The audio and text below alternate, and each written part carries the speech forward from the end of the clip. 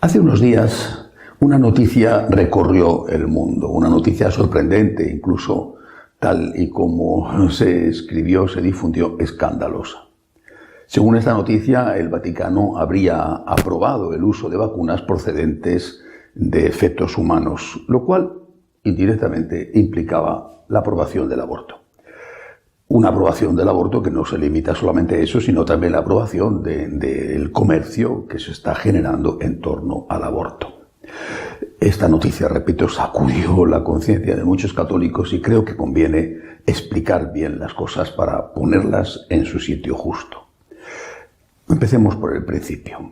A principios de los años 70 se produjo efectivamente un aborto provocado, es decir, un aborto porque una mujer no quería tener a su hijo, y los científicos sacaron de ese aborto unas células que se reprodujeron como células humanas en lo que se llama una célula inmortal, es decir, una célula que se mantiene en el tiempo con las debidas condiciones. Se hizo para poder experimentar con ellas y se hizo, entre otras cosas también, para poder, por ejemplo, extraer medicamentos, vacunas.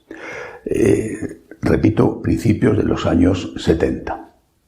En el año 2008, estando gobernando la Iglesia el Papa Benedicto XVI, el Vaticano publicó un documento, una nota, a propósito de la legitimación o no de las vacunas que se habían extraído, que habían utilizado para producirse esas células humanas que entonces ya llevaban 40 años.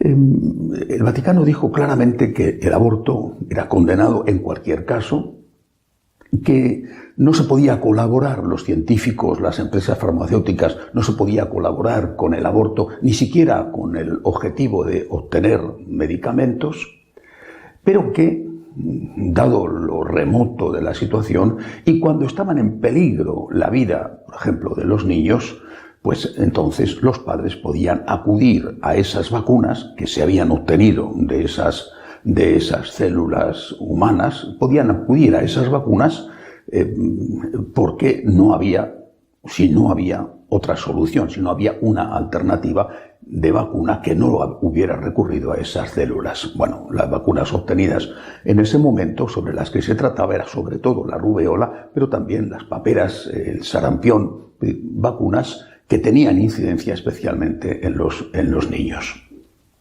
El Vaticano ahora no ha hecho otra cosa más que adaptar esa nota del año 2008, repito, bajo el pontificado de Benedicto XVI, adaptarla a la situación que estamos viviendo con la epidemia del COVID.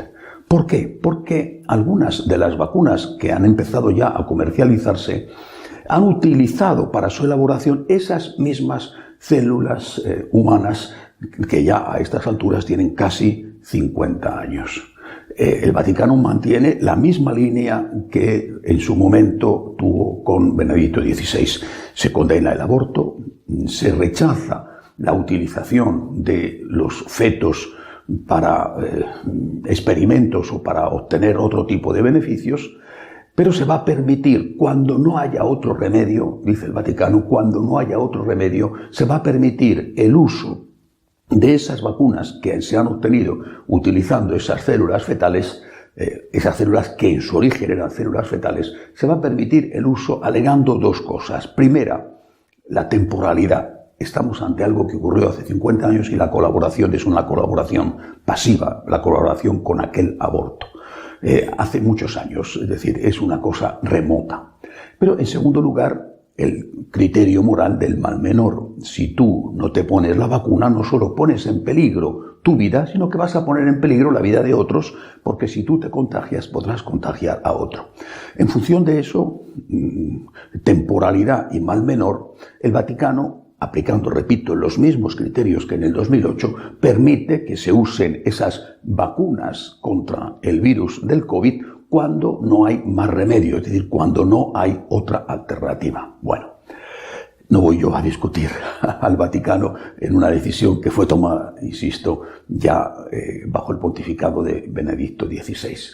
Pero sí creo que hay que hacer alguna consideración. En torno al aborto hay cada vez más un negocio floreciente.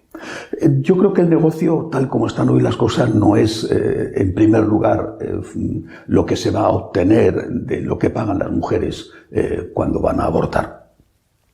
Ya se puso de manifiesto hace un par de años el negocio con los despojos de los fetos. Hoy ya se sabe, basta buscarlo en Internet, hoy ya se sabe que material procedente de esos fetos humanos abortados se utiliza para cosmética, incluso para la alimentación, para dar sabor, más sabor o determinado sabor a comidas, a aditivos o para incluso las bebidas. Pero es que desde el momento, especialmente desde el momento en que se permite el llamado aborto por decapitación, es decir, se extrae al bebé con 9 meses, se le saca la cabecita, en ese momento se interrumpe un momento el parto, se da, utilizando un término que se usa en los toros, el descabello, se le mete una aguja al niño para cortarle el cerebelo. A partir de ese momento el niño está clínicamente muerto, pero todavía está vivo. Sus órganos están todavía funcionando, son útiles para trasplantes. Se termina el parto y se le despieza al niño para ponerlo a la venta. Esto es una realidad. Esto no es ciencia ficción. Esto está pasando hoy.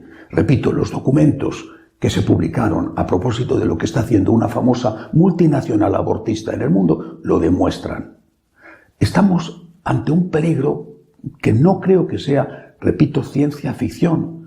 Lo mismo que hay mujeres que por necesidad prestan sus vientres, alquilan sus vientres para que otros tengan hijos con el semen o los óvulos de otras personas, y después cuando han cumplido los 9 meses de embarazo se los dan a ellos. Incluso no tienen por qué ser estos padres, entre comillas, los que han puesto los espermatozoides o los óvulos. Lo mismo que existe eso, podemos llegar a auténticas granjas humanas donde unas mujeres, generalmente en situaciones de pobreza extrema, van a prestar su útero para producir esos fetos que a los 9 meses van a ser decapitados cuando nazcan para ser despiazados, troceaditos y vendidos sus órganos, sobre todo para trasplantes, a unos precios altísimos. Esto no es ciencia ficción, esto está ocurriendo ya. No digo las granjas humanas, pero está ocurriendo ya con el aborto por decapitación, que ese feto, ese bebé que ya tiene 9 meses, que ya acaba de nacer de forma natural, está siendo utilizado parte de su cuerpo para los trasplantes. Es verdad que con el criterio de la temporalidad eso no sería válido, porque no estamos hablando de algo que ocurrió, la colaboración con algo que ocurrió hace 50 años, colaboración remota y pasiva, sino la colaboración con algo que acaba de ocurrir. Le acaban de quitar el hígado, el riñón, le acaban de quitar el corazón a ese bebé para dártelo a ti, que estás enfermo y que lo necesita para un trasplante. Eso acaba de suceder. La temporalidad dice que no es el mismo caso que las vacunas. Pero sí podría discutirse la cuestión del mal menor. Porque alguien podría decir, de todas las formas ese feto iba a morir. Ha sido creado para morir. Ha sido creado como material de desecho. De todas las formas iba a morir, pues que sirva para algo. O incluso podrían decir, va a morir uno, pero con sus órganos se pueden salvar 4, 5, 10, es decir, muere uno, pero se pueden salvar unos cuantos. Debemos de tener muchísimo cuidado, porque cualquier sombra de colaboración con esta cosa tan horrible que es el aborto, y con este negocio, este mercado que se está generando ya y que va a ir a más, ligado, repito, a los cosméticos, incluso a la alimentación, y ligado también a los trasplantes, cualquier sombra de colaboración es espantosa.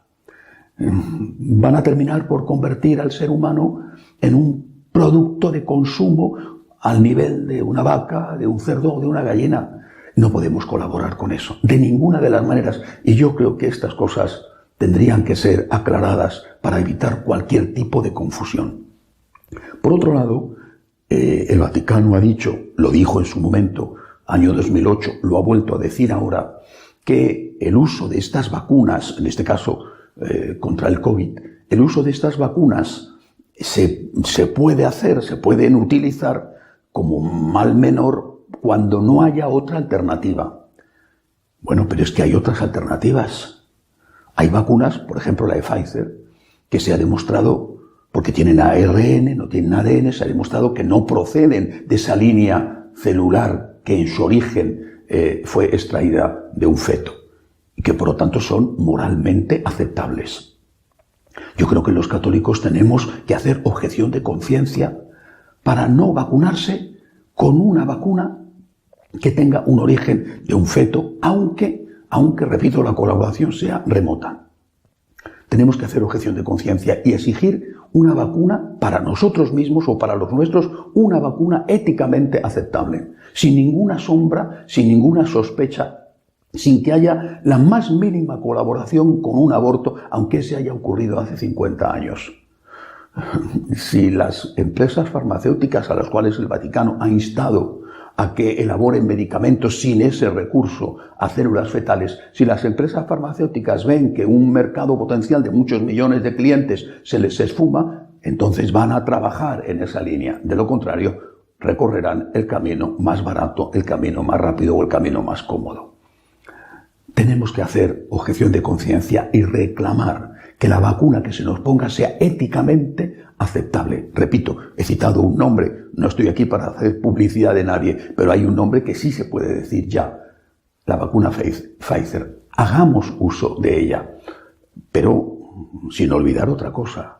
No es obligatorio vacunarse. El Vaticano ha dicho que es aconsejable moralmente, pero no es obligatorio. Por lo tanto, existe también el derecho a decir que uno no se vacuna. Y si uno tiene que vacunarse o decide vacunarse, reclamemos algo que no nos cree un problema de conciencia. Aunque si tuviéramos que usar otro tipo de vacuna, eso, repito, el Vaticano ha dado permiso para ello. Personalmente, si me tengo que vacunar, pediré una vacuna que no me cree ningún problema porque no haya ni la más pequeña colaboración con ningún aborto.